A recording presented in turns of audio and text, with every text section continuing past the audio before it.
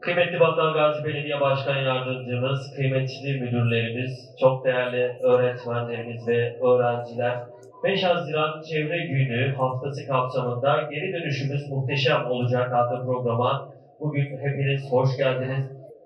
Çünkü oranın bizim tabiatımıza daha iyi geleceğini düşünüyoruz. Çünkü oraya gittiğimizde, piknik yaptığımızda bırakacağımız şeyler, atıklarımız bu şekilde bir durum oluşturacak. Tekrar gittiğimizde güzel bir ortamla karşılaşmak için bunlar da çeşitli çöp sahalarının fotoğrafları. Su içerisine bıraktığımızda su üzerinde yüzenler ve su altına çöken atıklarımızı görüyoruz.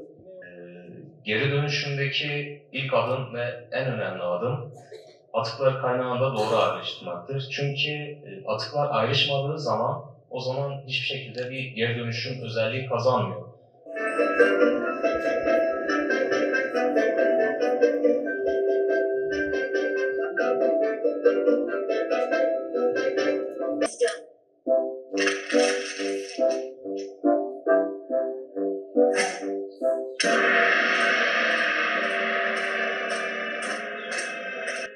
Kullandığınız kağıtlarla yeniden kağıt yapmak varken beni kesmeyin.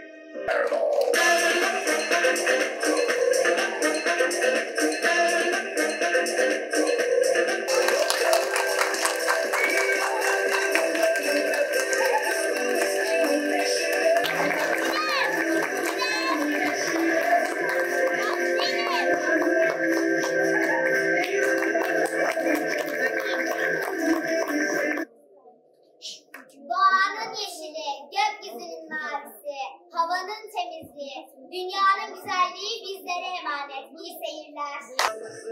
Ama en önemlisi bu tek kullanımlık malzemeleri kullanmayarak doğanın en büyük iyiliği yapabiliriz. Öyle değil mi? Haydi o zaman ne diyoruz? O gün gelmeden ah ne yazık artık çok geç deme.